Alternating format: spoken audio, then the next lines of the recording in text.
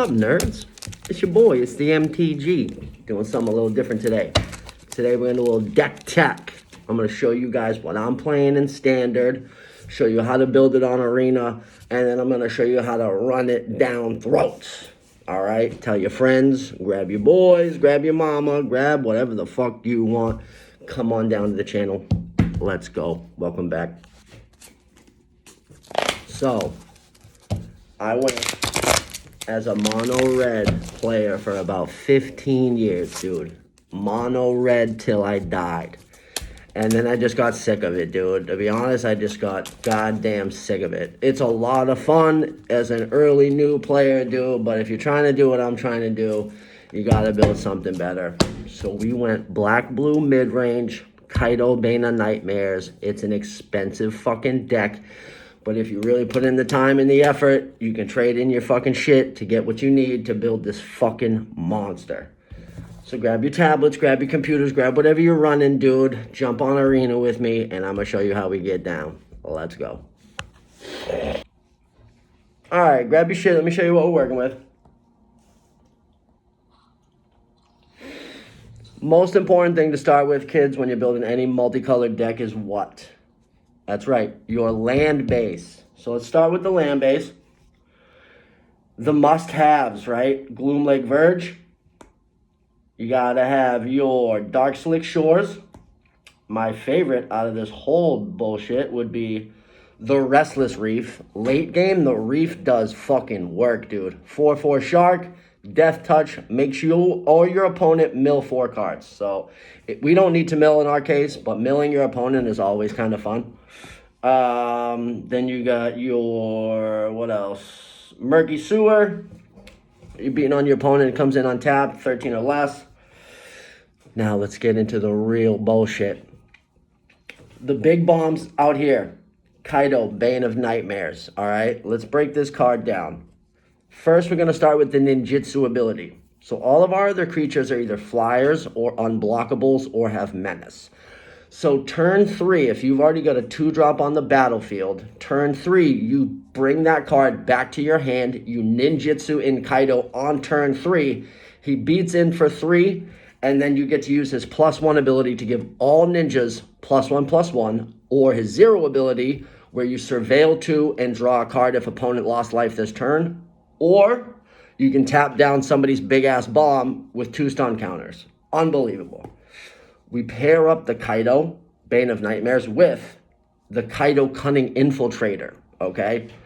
Cunning Infiltrator, you can either make a creature unblockable, draw a card, discard, which combos with a couple other cards we're going to get to, or you -2, you make a ninja. Your other Kaido's making all your other ninjas bigger, so you just made a 2/1, a 3/2, and you continue to give them +1/+1 with the Kaido Bane of Nightmares. Also, you pair up Kaido Cunning Infiltrator's abilities with Enduring Curiosity, unblockable creature, draw a card, discard a card. Enduring Curiosity, every time a player deals damage with a creature, you draw a card. Oh, and now we're going to go and put Shieldred on the battlefield. I just had unblockable creatures deal damage. I drew on top of the Enduring Curiosity, and now I'm gaining life off the Shieldred. It's a fucking monster, all right? Let's look at our smaller creatures. Nobody's talking about this card. Listen up now. I'm on top of this. Nashi, Searcher of the Dark. Menace, okay? Anytime he deals combat damage to a player, you mill that many cards. They go into your graveyard. You get to take any enchantment or legendary creature card from your graveyard and put it into your hand. Shieldred, Enduring Curiosity, both Kaidos, Nowhere to Run, dude. All of these cards you get to take from your graveyard and put into your hand. If there are no legendaries or enchantments, you give Nashi a counter. Dude, he's 30 cents right now. Go get 4 of them. Gotta have your Deep Cavern Bats so you can see your opponent's hand at least, right? And then you get to remove something until they shoot down the bat. But it's good because you at least get to see what they're working with. Also, everybody's running 4. I like to run 2. The Flood Pits Drowner is great. Okay, you flash it in, you tap down one of their creatures with a stun counter. The following turn, you pay 2 more mana to shuffle in your Flood Pits Drowner and said creature into both of your libraries. You just get rid of a fucking monster bomb. It doesn't go into their graveyard. It doesn't go to their hand. It goes right into their library on some frustrating shit. Then what else do we have for creatures? I think that might be it. That should be it. Now, the process of this deck is slow and steady, right? It's removal, removal, removal, counter, counter, counter, right? So we're working with Phantom Interference. Turn 2, counter, get out of here. Or late game, you can make a Spirit Token. You've got Don't Make a Sound. Amazing card. And then you've got 3 steps ahead. This card does stupid work late game. Counter something for 3, pay the extra 2 to draw a card on top of the Shieldred. You're gaining life after a counter. Unbelievable. Your removals look like Cut Down, must have. Then you've got Shieldred's Edict, which is probably my favorite card in this deck. Oh, you've got a creature token. You've got a regular creature. You've got a planeswalker. Fuck out of here. Super great card.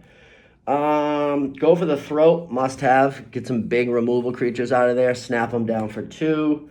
And then another secret weapon, the Mockingbird. All right.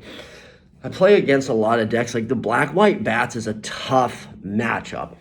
There's a couple combos there where their creatures are gaining, you're losing, they're gaining. You send the Mockingbird in there to copy said creature, and it just offsets whatever they're doing. They're going to gain, you're going to gain. They're going to lose, you're going to lose. You're going to gain, they're going to lose. Whatever the fuck it is, the Mockingbird shuts down that ability, and it keeps you in the fucking game.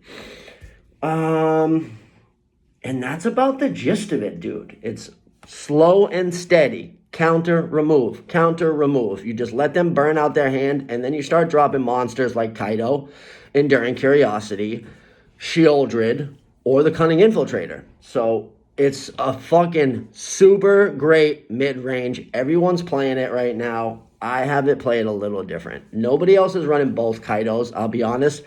Everyone might have the Bane of Nightmares, but nobody's running the Cunning Infiltrator on top of it. It's just a monster deck. Granted, I know, kids, it's expensive, right? I went from mono red $150 decks to this $500 monster right here. It's the way we want to play right now. We play to win. We're now playing to win. We're taking a shot at the Pro Tour. Probably not going to see it this year. The RCQ this year is standard, hence the drop of Foundations. So we'll see what we're working with, team. But if you want to get out there and play standard, you should. Put down the 100-card decks. Enough of this silly combo, infinite bullshit with your friends on a fucking Wednesday night. Just buying snacks from the LGS. Not paying to play, dude. Just wasting space. Pay money. Go play some fucking standard. Be a competitive Magic player and stop being a whiny baby bitch. Playing 2-hour fucking Commander games with 8 people at a table. Get out there, play standard, like your boy over here. That's today's Deck Tech team. Fucking love you nerds. You guys are great out there. Go build yourself some standard. And as always, stay fucking lethal.